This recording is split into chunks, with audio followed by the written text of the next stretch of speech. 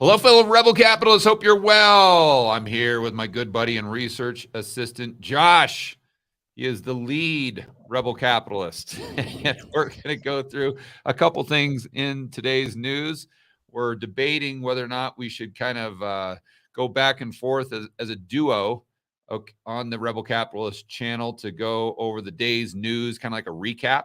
So we're going to try it today. We're going to do it tomorrow with my good friend, Art Berman, the oil specialist. I mean, there's so much going on with OPEC plus right now, with the Biden administration floating the idea of banning oil exports, which would be quite possibly the worst idea. You know, it's like every single week you say, well, they can't think of anything more stupid, and then they come out with something like a energy price cap, saying, you know, we're only going to pay Russia this much, or the UN comes out and says, central banks, you got to stop raising your interest rates. But now we're not saying don't fight inflation. We're just saying keep interest rates the same, but use price controls to combat inflation. And we know that just makes the matters worse. And by the way, Josh, I think you'll remember that I didn't predict the UN would try to push price controls, but I predicted that the Biden administration would. This was probably about 6 months ago. Do you remember? Oh yeah, yeah. You were talking about that. Yeah, you were talking about that every few days at least. Yeah, because I thought, you know, they probably can't take rates up too high without crashing the economy. But what they'll do is they'll probably take them up to a certain level to where something breaks. But then if inflation continues to run hot, then they'll just say, oh, well, the obvious answer is price controls. Everyone knows that works well because we've got the 1970s as a great examples as a playbook, right? On how to beat inflation. So anyway, let's get into some stories for the day. One thing that caught my eye on the CNBC homepage was OPEC. If you guys haven't heard, OPEC announced that they are going to be cutting production by 2 million barrels per day to quote unquote shore up prices, defying U.S. pressures. Now, in the news yesterday, today, the Biden administration was coming out and pretty much begging OPEC Plus not to do this. And they come out today and said, sorry, we're going to go ahead and move forward. Now, I think what's most interesting is if you really study the oil market, and I get this from my good buddy Eric Townsend at Macro Voices, you know that OPEC Plus wasn't producing as much as they were supposed to produce going back 3 or 4 months. So the level of production, which was their target, they haven't been able to even get up to that target. So this tells us, this implies that they're limited on capacity, that they're producing as much as they possibly can produce. So now I wouldn't expect the people in the Biden administration to actually know that, because you would actually have to do some homework. But what this means is if they are saying that they're going to reduce production, in reality, this just means that their target is going to go to the level at which they're currently producing. So they're not really going to change production. They're just really changing the target. So if this is true, why do it? That's the next question. The only reason I can think of is to give the middle finger to Biden or the Biden administration. And you see the policies of the West right now just poking everybody in the eye with a stick, everybody in the eye with a stick, whether it's China, whether it's Saudi Arabia, because now I saw on CNBC this morning, these politicians, the U.S. politicians, were coming out and saying, well, you know, maybe we need to rethink our relationship with Saudi Arabia. And they're basically, you know, just throwing them under the bus. And listen, I'm not saying that Saudi Arabia is as pure as the driven snow, but it's just the same old talking points. And, you know, again, poking them in the eye with a stick. And if you're the West, I think the last thing you should be doing is promoting the alliance of Russia, China, India, Saudi Arabia, Brazil, South Africa, among others. And this is exactly what we're doing here with Saudi Arabia, pushing them closer and closer to Russia. At the end of the day, you can say, oh, well, they're morally bankrupt and they do this and this and this. Okay, that's fine. But if all of these countries that produce the stuff, the energy, band together and form an alliance, that isn't good for the United States or the West, even if we are the good guys. This isn't like a Tom Cruise movie, like a Mission Impossible, where just the good guys are just always going to win. Not the way it works here. So this is really what's shocking to me. Let's read the key talking points here. Got OPEC and non-OPEC partners on Wednesday agreed to impose deep output cuts. Again, this might just be optics here, seeking to spur oil recovery in oil prices despite U.S. pressure to pump more. Okay, so this is really a middle finger. So going into the midterms here, we're draining our, what is it, Josh? Is it the SPR, the Strategic Petroleum Reserve? Yeah, SPR. So we're draining that, putting us in a very compromising position from a standpoint of national security. So as we're draining this, we're just begging OPEC to lower the prices so we can replenish that without having to break the bank. Not that they wouldn't just print the money, but that's pretty much the behind the scenes as to what's happening. So OPEC could just come out and say, yeah, we'll do away with the oil cuts, the production cuts, because at the end of the day, they don't matter anyway. But instead, they chose to take I would say, the more aggressive route and say, okay, we hear you, Biden administration. We know that you're in a compromising position.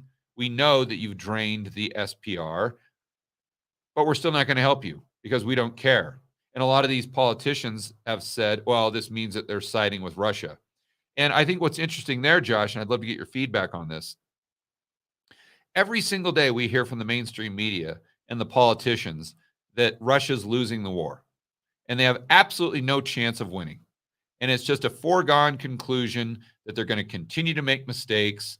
They're going to blow up all of their assets, like the Nord Stream pipelines, because they're just big dummies. And Putin has dementia, and it's just obvious. And he's just an evil dictator that has the brain of Joe Biden. But then these same people come out and say, well, obviously Saudi Arabia is trying to side with Russia. Well, if Russia is what you're telling me over here, then why would Saudi Arabia choose to attach their carriage to that horse? Doesn't make any sense to me. Why would they choose to partner up with an inevitable loser? I don't know, Josh, what do you think? Yeah, I mean, they're either incredibly stupid or doing this intentionally. I don't know if you saw, but Germany came out and they started to blame the U.S. for not getting any gas when they sanctioned Russia. So they can't get any gas from Russia, and then somehow that's the U.S.'s fault.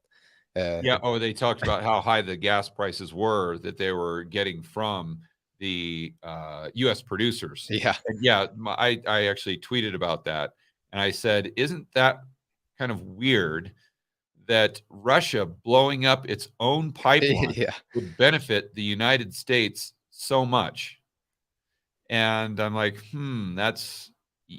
I think that would prompt someone to have some healthy skepticism if they're using critical thinking. And in fact, if you kind of look at the pros and cons, just write that out with Russia blowing up their own pipeline, it doesn't make sense. It really doesn't give them any benefit whatsoever. Sure, okay, they can put the blame on the United States. Okay, but how does that really benefit them? And if you think of all the ways that it hurts them and all the ways that it benefits the United States and the West, it just doesn't add up. And then on top of that, when I start to see the rhetoric from the people in the United States, the media, and the people in the UK, I get even more suspicious because I was reading that there was a general, as an example, in the UK that came out today and said that that by Russia blowing up one of our assets. Or this is a direct attack on the West, or this is a direct attack on NATO. And I'm like, whoa, time out here. Wasn't that Russia's pipeline? And I think technically Russia owned 51% of it. But how can you sit there and say that this is a direct attack on NATO when if they would have blown up their own pipeline? See, again, this doesn't make any sense, and it takes us back to what we saw with the cerveza sickness in the mainstream media. That everything that there's there, the way they were spinning it, it just was completely illogical. And the more and more and more they spun things, the more it became obvious the reason it was illogical and the reason it made no sense at all is because they were flat out lying. And I'm not saying that Russia's right or wrong. I'm not saying any of that. But I am saying that I see the exact same things happening today in the mainstream media and with these military people in the United States and in the West. And oh, by the way, the military guy in the UK was using this to call for an increased budget for military spending. And it's like, oh, okay, oh, here we go. So, I mean, again, it's kind of suspicious that Russia blowing up their own pipeline just happens to lead to more spending for the military industrial complex. Yeah, in Germany, they already sanctioned all of Russian gas, so why would it matter? Didn't Germany turn off the spigots from Russia because Putin's so bad? Is that not an act of war as well? Yeah, and that pipeline gave Russia a tremendous amount of leverage. So why would they blow up something that gives them that much leverage? And the feedback or the pushback I get on Twitter, it's, in my opinion, with all due respect, it's weak thinking. It's just simply, oh, well, Russia did it to blame it on the United States. Duh. It's like, yeah, okay, but again, if we do a cost-benefit analysis, the costs far outweigh the benefits. I don't know if there really is any benefit, and other than just kind of optics, and what you're losing to gain those optics, it just again, it doesn't pass the sniff test. And if it doesn't pass the sniff test, what I've learned, especially since 2020, is it's something, at the very least, we should look at with extreme skepticism. So let's keep going down this article here. I got way off on a tangent. So the groups of the most powerful, basically OPEC Plus, agreed to reduce production by 2 million barrels a day. This coming, looks like it's production by 2 million from November. Okay, so that goes into effect in November. But it'll be interesting to see what this really does to the price. In fact, Josh, let's go to the homepage. Let's go back to the homepage and see what the price of oil is doing. It was up like 2%. Yeah, 1.5. See, I think, and I know Eric Townsend well, and he is someone that obsesses over details and getting to the bottom of something and the data. And that's his market. That's the market he trades, is the oil market. So I completely trust what he was saying, that they weren't even hitting their target before. So this just is really moving the target. It's not moving the production. I think what we're seeing, the price would kind of back that up. But we'll have to see what it does over the next, call it 2 or 3 weeks, and going into November. And assuming that it stays around 80, 90, I think that, again, would be confirmation that Eric was hitting the nail on the head. And if that's true, then we can safely conclude this had nothing to do with oil. This had just everything to do with Saudi Arabia kind of dog whistling, I guess, at Putin, Russia, and China, and India, maybe, that they're giving the middle finger to the Biden administration, showing, kind of who they're going to be more favorable to moving forward. Okay, now there's another thing here that I wanted to. Well, what's your thought on what's happening with Elon? I mean, that was big news yesterday for sure. And if you haven't heard, for the people in the live stream, Elon Musk plans for buying Twitter, I guess, are moving forward. At the beginning of the day, it was all for sure, for sure, for sure. And then they kind of backpedal and say, well, it's contingent upon Twitter dropping the lawsuit, which makes me believe that maybe that's the only reason Elon Musk is doing this. And once they drop it, then he's going to back out of the deal again. I mean, I don't know. There's some things that I like about Musk, and there's other things that I don't like at all. But I guess that's fair. I think as onlookers, we have the bad habit of just either liking someone or not liking someone. Like they're either good or they're bad. And then if they're good, then everything they say and everything they do is good. And if they're bad, then everything they do and everything they say is bad. And no human being is all good or all bad at all times. So I think there's nuance to people's personalities, just like there's nuance to everything else. So, I think some of the things that he's done to talk about free speech, I think him coming out the other day and at least signaling that he's in favor of some peace talks between Russia and Ukraine, I think that's a good thing. I don't know how that could be bad, even if what he suggested was unrealistic. So what? At least someone is talking about peace, which is, I think, what we should be discussing right now. I think that's good, but then the skeptic in me says, maybe he's just doing this for PR. Because if you go back a year or two, who were Elon's biggest critics when it comes to Tesla? They're most likely people on the right. And not everyone on the right, obviously, but if they were really, really, really, a short seller or coming out and just pointing out all of Elon Musk's errors and, kind of his Achilles heel, his, the people that were always criticizing him, then, these people, for the most part, I think we're on the right, because the people on the left are just like, oh, go Elon, because he's going to save the planet through electrification, that type of narrative.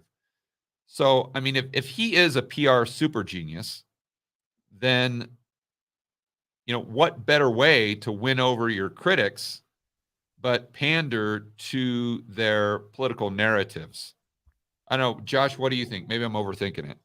Yeah, I have absolutely no clue. I'm kind of 50-50 with Elon as well. He's either, I mean, a super free speech maximalist, and he wants to buy Twitter to kind of fulfill those notions, or maybe he bought a bunch of shares back when he was talking about it, and now he's trying to pump the stock to dump it.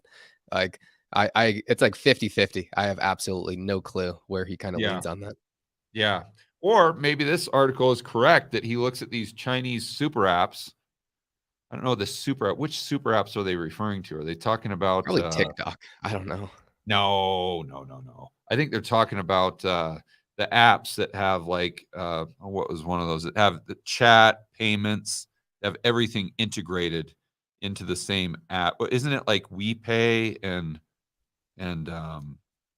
what's the chat one that's like Twitter over there? It's not I'm WhatsApp. It's not sure. maybe someone knows in the comments. Let's look at the WeChat, comments. someone's saying. Yeah, it's WeChat, Baidu, Tencent. Yeah, things like that. I think those are like all-inclusive apps where you can. It's kind of like what Facebook wants to be, but can't really pull it off. So Alipay, yeah, WeChat, Alipay, Baidu, Tencent. I think this article implies or suggests directly that that's kind of the direction he wants to go with Twitter. So maybe it is a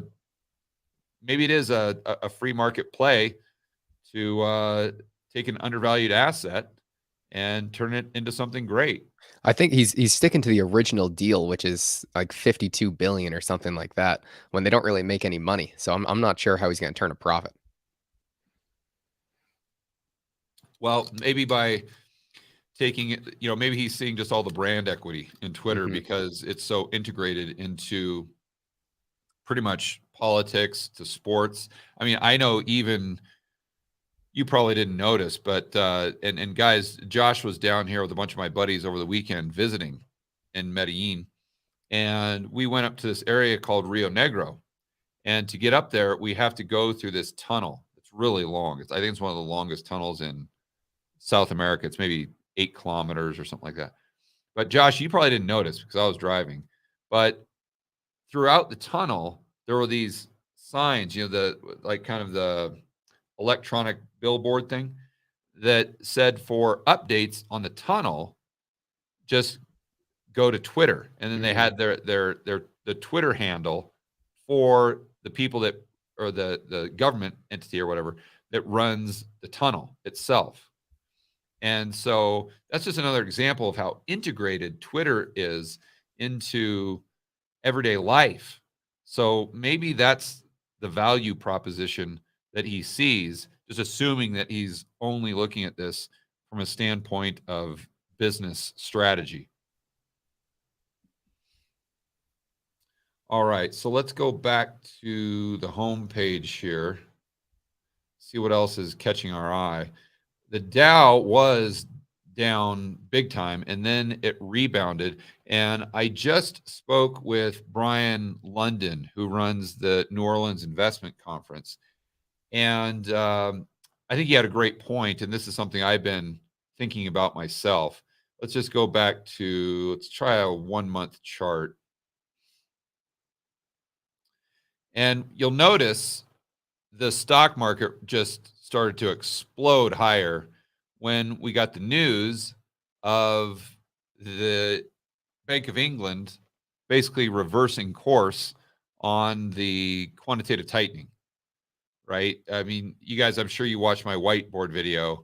It's got like 250,000 views now, where I talked about this plan from Liz Truss and the mini budget or whatever it was, and how she wanted to decrease taxes but increase government spending, which is horrible for inflation, especially when it's already running at 9 or 10%. So the long end of their yield curve, the gilt market, just skyrocketed as far as the yields. And what this did is this was blowing up the pension funds because they had all of these gilts on their balance sheet that they bought with leverage because the interest rate was so low on the gilt. That's the only way they could get the 6 or 7% they needed to meet their obligations. So they're getting margin calls. So a lot of people think, oh, well, that doesn't matter because they can just keep them to maturity. Oh, no, you can't. Not when you levered up to buy them. And then the person, the lender, who could be Credit Suisse, let's not forget, or Deutsche Bank, they're giving you a margin call. So that forces you to sell. So then the pension funds call the folks at the Bank of England and say, what on earth are you doing? You got to step in here, or this is going to be absolute disaster. All these pension funds are going to go bust, and therefore we're not going to be able to make any payments. What's that going to do to aggregate demand? And what's that going to do to Ms. Truss's potential for being reelected? So the Bank of England comes in and goes from doing quantitative tightening to quantitative easing. And my point is what happens with the stock market. It goes straight, it rips higher. And today, let me see if I can get a daily chart. It was down and then came all the way back. So this is what I was talking about with Brian. One of the reasons, or the main reason, I think it's doing this is because the stock market is now pricing in the increased probability the Fed pivots and goes back to quantitative tightening sooner than later, just like the Bank of England. Now, who knows if it's a result of our bond market blowing up or lack of liquidity on the long end. Obviously, the short end has no problem whatsoever. There's an excess demand on the short end. But, this could be kind of a black swan event that occurs as a result of Janet Yellen just not talking to Jerome Powell or not understanding the complexity of the situation. So here's what I'm talking about specifically. So they have to issue more debt. Let's give Jerome Powell the benefit of the doubt for a moment, and let's assume he realizes the short end of the curve T-bills, most notably the 1 month T-bills, are used for collateral in the global monetary system. And since they're trading, 40, 50 basis points lower than reverse repo, hopefully the people at the Fed realize, oh, okay, this means there's an incredible amount of demand for this collateral that's really the oil for the global monetary engine. And therefore, when Janet is going and auctioning off treasuries, she needs to auction off these 1 month T-bills. So if she needs $100 billion, let's say in the TGA, she's got a choice. Does she want to auction off 30-year? Does she want to auction off 10-year? What is she going to do? So if she was smart, she'd be auctioning off 1 month T-bills because that's what the market needs right now. That's where all the demand is. The flip side of the coin is they are just decreasing the average maturity of the 30 plus trillion they have in debt. So they're going to be more susceptible to shorter term interest rates increasing. But my point is this is what's happening in the market. So it could be a black swan where Janet Yellen comes in and is completely oblivious to this and just stops issuing T-bills because maybe she thinks that interest rates are going to go up indefinitely. You might as well lock in the interest rate we have right now in the 10-year. Let's say it's 3.5%. And therefore, she just issues 10-year, 30-year, 5-year over and over and over again, which there's very little demand for in the market. And therefore, the Fed would come in and most likely do Operation Twist, where they would buy that debt at the long end because there's no demand and Janet Yellen isn't paying attention and she's just issuing more and more and more of it, more supply. But then what they do to make sure their balance sheet wasn't increasing is they'd sell the bonds they have on their balance sheet at the short end, the T-bills. And that would hopefully give the market more of the supply that they obviously need based on the demand because of the delta between the 1 month and reverse repo. But the Fed only has about 300 billion of these T-bills, and I don't know what percentage of those are 1 month on their balance sheet. So they could only do so much of the Operation Twist. Well, George, they're also lending out 2 trillion of those T-bills every day in reverse repo. Yeah, well, that's true. That's true. And technically, you can't rehypothecate those. So once those T-bills, they're still on the balance sheet of the Fed, but they're kind of guaranteed as collateral for those reverse repo transactions. So I guess theoretically, the Fed couldn't sell those. Yeah, that's a great point. That's a great point.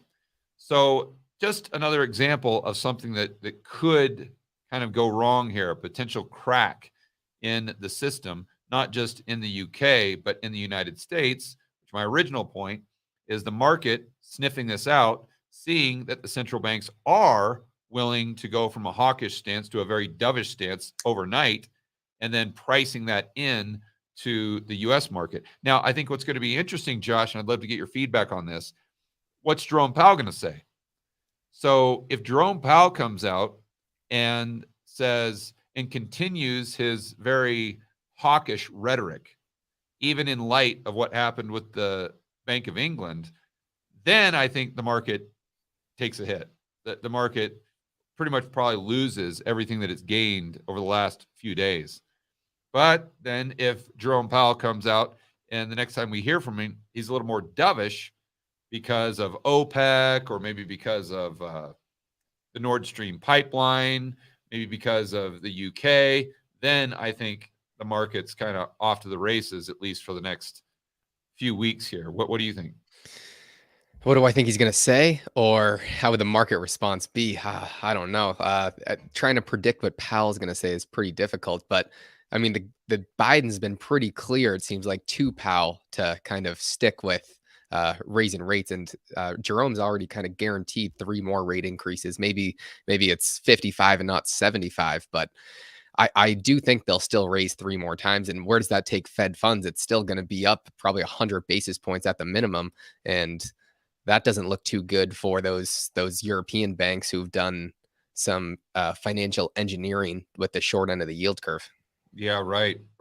That could put even more strain on the balance sheet of a Credit Suisse or a Deutsche Bank. And I think if I had to place a bet, I think Powell would continue with the hawkish stance. And the reason I say that is because I saw on the news today that gas prices are going up again in the U.S.